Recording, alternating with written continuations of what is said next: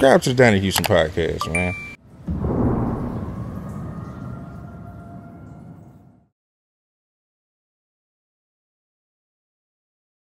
Y'all stayed and were able to find success like in the underground, like mixtape circuit for a long time, without having to really lean on like original music. Once like Swisher House started transitioning, you know what I'm saying? Y'all still were making it happen, you know what I'm saying? On mixtape.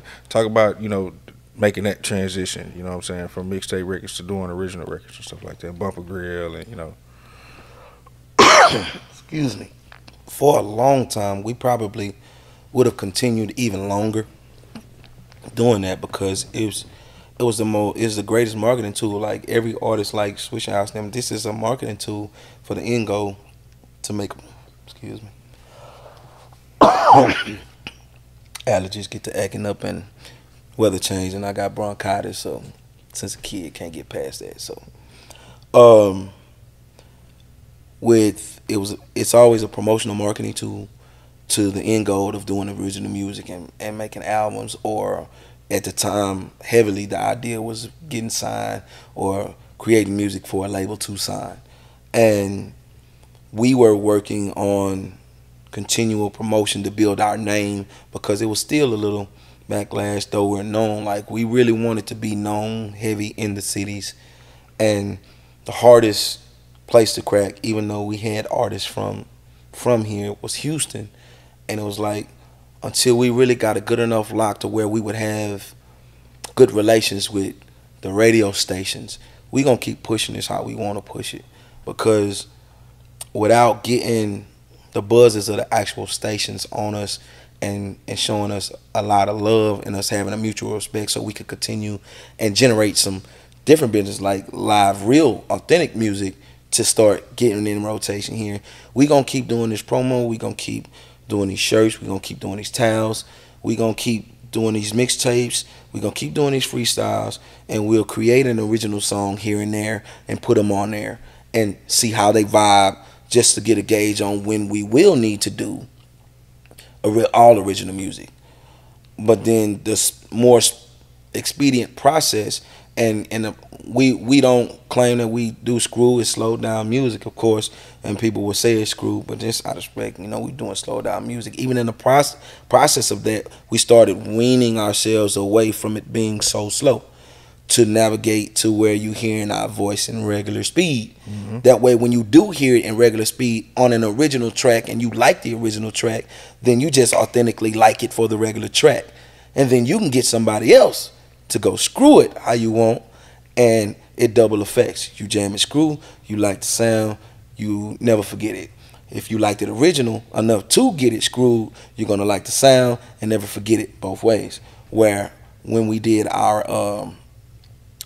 drop our project Off the Chain, and I'll come back to it, people were like, man, I love all this regular, man, but I need a screw. We dropped the double disc, there you go. So you got the regular and the screwed and chopped. But the urgency of changing everything up and trying to go more original, people started getting popped by the RIAA for doing music with mixtapes. Like they were like, y'all making too much money, and we can't understand why y'all making too much money, but yet we don't see any of y'all names hitting on the charts. Like y'all don't have actual songs on the charts. Y'all are killing all of our actual artists that we do have on the Billboard charts and everything. We do know that when we come down to Texas, when we bring an artist and debut them down to Texas, they get a lot of love. And after they get a lot of love, they start building a buzz. That's because you've now got the fan base from down here in Texas, and we're promoting you and we pushing you because you get on a radio station in Texas and Radio 1 and everybody's calling in and jamming because they saw you come show love, like at South by Southwest or anything like that.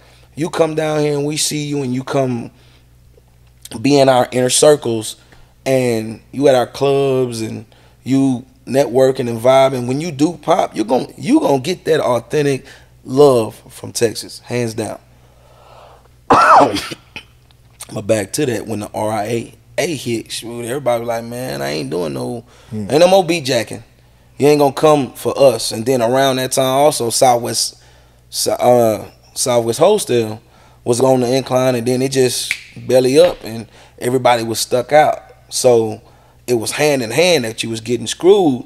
Everybody got hundreds of thousands of dollars, probably millions as far as a whole, as far as artists putting their consignment music in the Southwest Wholesale, and now you don't got nothing, and then they cracking down so you can't get nothing else but do anything original. So it went from doing that to making original beat mixtapes, not albums, because if you named it an album and you got to a certain point to where you wanted to drop an album, they would tell you you already have a few albums and they didn't do so well. Like, okay, you made 20, 30,000 off this album, but this is not the numbers that we need, because you dropped it basically as a mixtape. It's original, but because you put the name and title album on it, and you got a hot song on the radio off of that album. They're not looking to buy the album or looking to sign you as an artist, because those numbers they show good numbers, but they don't show great numbers that they would be looking enough to put interest and promote and do all this backing of you. So it would always be the original track mixtape for people, because the industry is real fickle and different. Because like I said, you put the name album on something and it don't do no numbers, but you got a hot song that you trying to do, and then they come look at your background and history and see the numbers that you're doing. But this song is killing. They kind of at an impasse. Like, what can we do with you when you got 10 original beat projects that haven't reached over 50,000 to 100,000? Like, you haven't even gone 100,000 with these things, but that's not the intentional goal. Like, you still doing this original, and you still selling this out the trunk.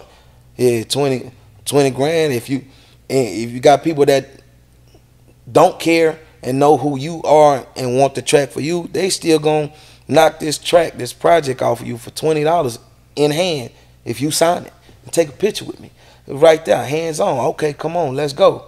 Outside of that, you can get 10 or 15, or you can get 2 for 20, or you can get 4 for whatever. Like, the music was selling like boys was selling weed sticks, you know what I'm saying?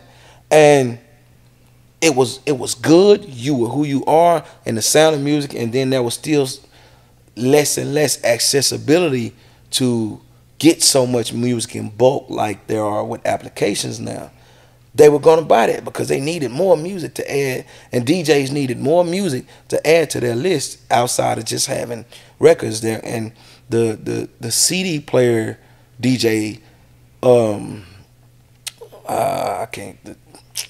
CD turntables the CDJs weren't really in full effect either. So once they did become into play, like, you could just load them up and load them into your mix and get them like that. So they were still prevalent. DJs was wanting that music, needing that music, and email blast wasn't as big as people wanted them to be, or as wide range, because everybody got an email, but nobody knows how to get in contact with people with their emails, because they were still kind of exclusive, even with us knowing each other. Like, if I didn't know where to look on your MySpace page or any other that page, if I don't know where to look outside of asking you, I'll never know your email. And so things were still wishy-washy on trying to get things worked out, but going original, you were still profiting thousands of dollars, tens of thousands of dollars. If you multiply times 2, 20 times 2 is 40. So if you got 20,000, that's 40 grand cash. That's not in store, no nothing. Like, who you know making 40 grand off that, then doubling and then making another 20?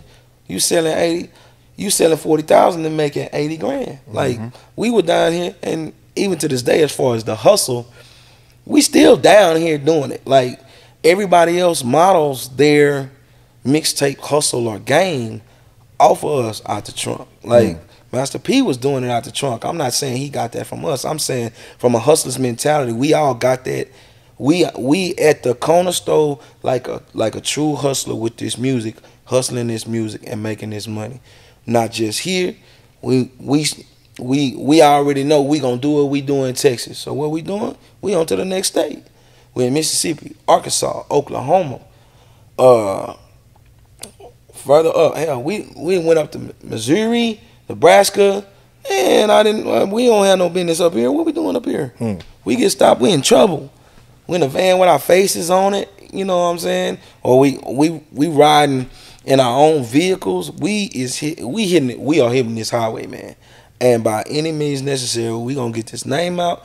We gonna get this money. We gonna do what we need to do. We gonna get our popularity up, because with the same effect of us doing that and facing the RIAA and waiting on people to try to call and sign or get us signed, like we were facing, I ain't gonna say no names, but there was a whole lot of opposition within own factions of people we knew that we were doing work with that wasn't passing along the information to us, that people, we were getting looks, we were getting thought about. So it was like, what can you do? Fuck it, keep working. So that's what we did. Donnie Houston.